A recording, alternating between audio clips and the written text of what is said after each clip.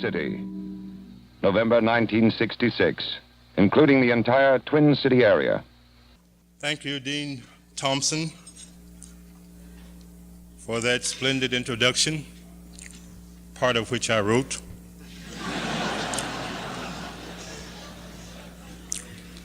President Anderson, honorable mayors, distinguished guests, and citizens of this great Twin Cities community. First of all, allow me to thank you for the invitation so graciously extended to appear here tonight. And I have anticipated coming, but I did not anticipate the very warm hospitality that I have received since being in your cities. I now know what Vice President Humphrey meant when he visited Springfield last winter during our severest cold spell, when he said, "This climate reminds me of the climate in my home state. It is both invigorating and stimulating." I now know that he meant the weather was cold. But it is indeed good to be here and to participate in this, I consider, very important discussion that you will have tonight. Since the infancy of human history, man has struggled to build a city. For the city offered protection, opportunity, pleasure, and a sense of singular heritage and accomplishment. Here was the possibility of security, diversity, as well as togetherness and intellectual growth. Aristotle said on one occasion, "Men come to the cities to live. They remain there to live the good life." He expressed an ideal that I think still eludes society's full grasp today. No great city in history has been without its problems: water pollution, air pollution, sanitation problems, scandalous housing, congestion, crime, and varying degrees of corruption.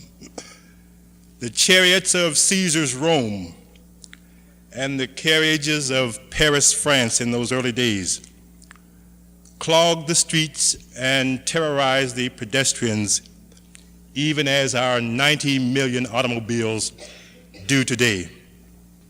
And though today we find that it is not expedient to fling our garbage and human waste from the windows of our dwellings, we have simply transferred the problem of disposal from the alleys and the streets to our rivers and streams. No major river system in the United States is free of pollution. And just Sunday, I flew over Lake Erie, a once sparkling body of water full of marine life, now a cesspool in excess of 9,000 square miles in size. And this is true of a great many of our waterways. Air pollution.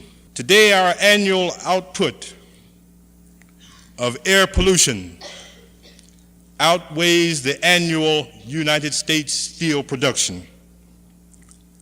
People in the great city of New York, if you please, are complaining about their TV antennas disintegrating from airborne chemical pollutants. Pollution today is the conservation scandal of our generation. The problems of the city have always been with us. But today they are being increased in intensity by the sheer population growth. So much so that for the first time, it can be justifiably asked whether the city is becoming obsolete. Some critics of urban America are already suggesting that it is. Now, you and I are aware of the rapid urbanization of America, the changing face of America. 50 years ago, 60 years ago, none of you can remember that far back, but history tells us that America was a nation of small villages and rural homes. Today, with our population increasing a net gain of 1 person every 12 seconds, it is predicted that by the year 1980, 80% of all the people in this great country, 80% or 180 million people, will be living on 1% of the land area. That means 180 million people living on 1% of 3,618,000 square miles of land. If you think things are crowded now, wait just 14 years from now. But we don't have to wait. We see now that these cities are already bursting at the seams, literally speaking, spilling over into once open spaces and fusing themselves into strip cities, swaths of humanity stretching from one section of the country to the other. And we need not look to 1980 to see the consequences of this urban explosion. They are already manifested, and I've seen indications of them here in this area. Bumper-to-bumper snarls, if you please. Crowded schools, dirty air and water, vanishing green belts, and an awesome list of social ills. And I think that in my division of the problems of the city, I used 2 general categories: the housekeeping problems on one hand and the human problems on the other. We look at the city today and we see that it is being killed at its core, while outwardly its suburbs stretch as ornaments strung around a decaying Christmas tree. Some say the city is on a suicidal course. But regardless of that, we are headed for an urban world, and we must now decide whether this world will be a world worth living in. But I think of all the phenomena that has characterized the city's drift downward, none has had a harsher effect than the flight to the suburbs by the middle and upper class people. This exodus to the suburbs not only sealed off the ghetto and sapped the city's economic muscle, it established competitive political units, all of whom are jealous of their autonomy while yet dependent upon the central city for their livelihood. In Franklin County in Ohio, the county in which our state capital city, Columbus, is located, there are 69 individual governmental units. 69 individual governmental units in this one county. In the United States today, there are over 90,000 political units, or subdivisions, if you please. 90,000. And this alone has contributed a great deal to the lack of being able to arrive at some solutions simply because we have respect for boundary lines, and the problems we face have no respect for these boundary lines. Now, in every metropolitan area, in every urban area of this country, there are certain seeds that have been planted, seeds of riot, of disorder, of destruction. And I think if the time ever was, it is now that we come to grips with the problems of the poor, of those who live in ghettos, that we now come to grips. For it is a fact that the ghetto cannot remain an establishment in the American way of life. If the city is in fact approaching its darkest hour, and many of us believe that it is, what are we going to do about it? What are some of the solutions? I've pointed up some of the problems. Let us for a moment turn our attention to some of the solutions that may be offered to rectify some of the problems. First of all, I think that emphasis must be placed on the qualitative rather than quantitative values of urban life. Bigness is hardly a virtue, though it is frequently made to seem so. And I might say here that I somehow feel that if the problems of urban living are to be solved, that the solutions may very well have to come in the smaller communities of America. And I say this because I am a resident of one of America's smaller communities. And I know from our own personal experience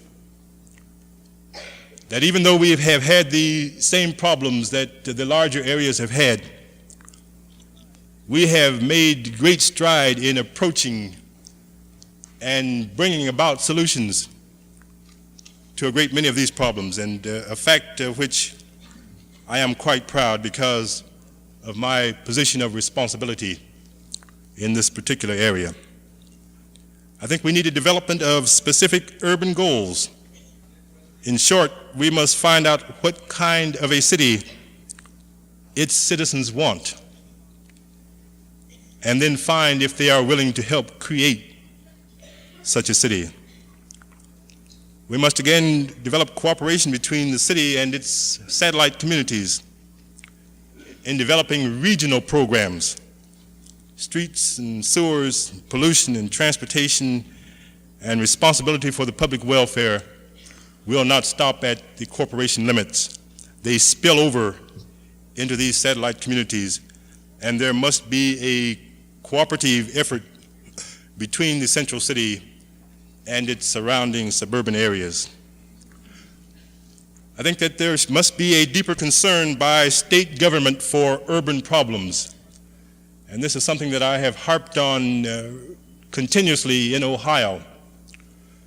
So much so that with the coming election next Tuesday, some of the candidates there have asked me to be quiet for a while, since I'm not a candidate this year, and give them a chance to develop their own campaign material without my injecting my thinking too much so. But I think the state governments have been lax. They have been negligent. I think state government has shirked its responsibility to its cities. Consequently, we find the federal government has, in recent years, directed a good bit of its domestic legislation toward the cities of this country, because the cities do need help. And I'm reminded of a little story I want to tell you here, and I compare it to the condition of the cities of this country, about an old friend of mine in Springfield who has now passed on to a place of rest, I believe. He was 85 years old and had been a bachelor all of his life.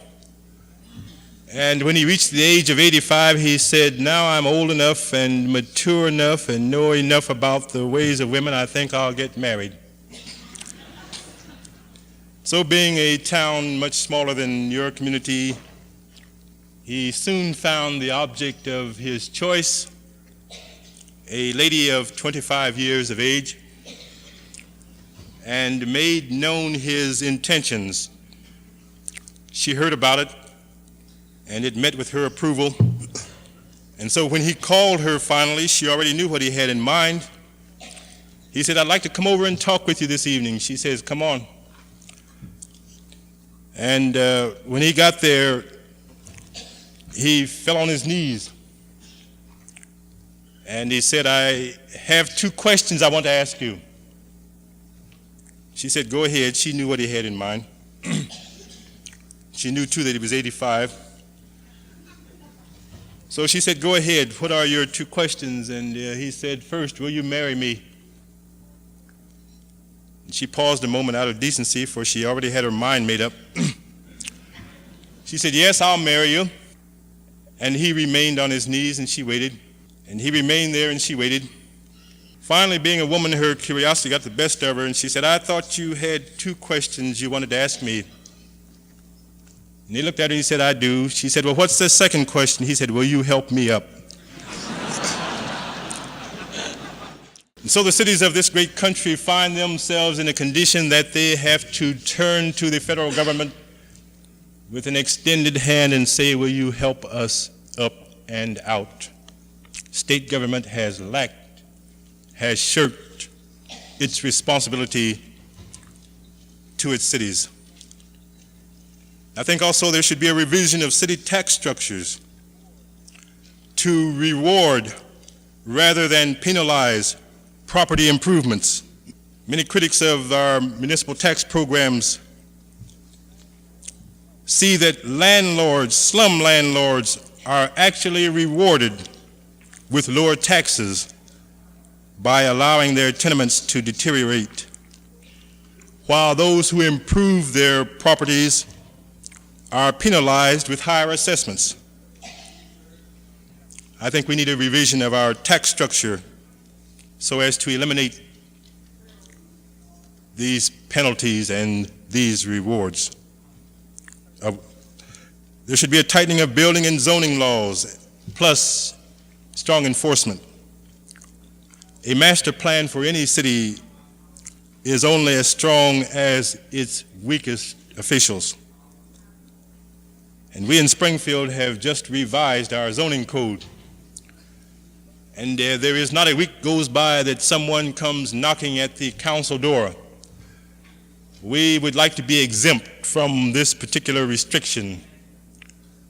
We would like for you to make an exception in our case to give us this particular zoning. And we look at their request and we look at the overall. And we have to hold firm, because if the future development of the city is going to be orderly done, then there must be zoning laws with strong enforcement, as well as building codes with strong enforcement. And finally, I think that we must end the myth that the ghetto is a permanent arrangement. And I'm sure you know what I mean when I say the ghetto, because few cities, and I haven't seen one yet of any size, that does not have a ghetto. This must be eliminated. Let me give you a few of the reasons why I think the ghetto is no longer has a place in the American cities. First of all, because of economic circumstances, those people who live in the ghettos cannot pay their share of the expenses of operating a city. They become a burden rather than support. Then again, they place an unwieldy burden on public educational and welfare systems. They are not skilled for the trades and professions that modern urban living demand. There is an extreme lack of leadership and organization in the ghettos that could be developed if these people were properly interspersed among the population of their respective communities. Those people living in ghettos are usually the victims rather than the perpetrators of conditions that exist. And yet somehow these people can control the key to political power in our cities. And oftentimes this control can be and is abused by politicians, if you please. Finally, the people who live in ghettos become fed up with a second-class citizenship in a first-class society, and then the cities experience great difficulty. All of us know that city living will do one of two things to an individual. And we see it every day that with all of the technological gadgetries that we have in our communities to make our lives comfortable, that city living can be an enjoyable life. It can be a beautiful life. It can add to the spirit and quality of an individual's life. And if this is true, then what that individual sees is his America, and he sees a beautiful America. But on the other hand, we know that city living can aggravate the very worst that's in a man. If it's ugly and dirty and cruel, then that is that individual's America. And what he sees then is an ugly America. And I think so long as the city remains two societies, it will erode from conflict over the achieving of full democracy for everyone. Without the dispersal of people of all races throughout the urban landscape, all other talk of saving the city may prove to be academic. And it seems to me that on this tone, this town meeting tonight presents a challenge to each and every one of the 1.8 million citizens in this metropolitan area. This challenge, we can live our lives one of two ways. We can be part of the problem in today's world, or we can be part of the solution to today's problems. And I say, let us all resolve here and now tonight that we accept this challenge with rededicated spirit and renewed enthusiasm to work one with another to be part of the solution to today's problems.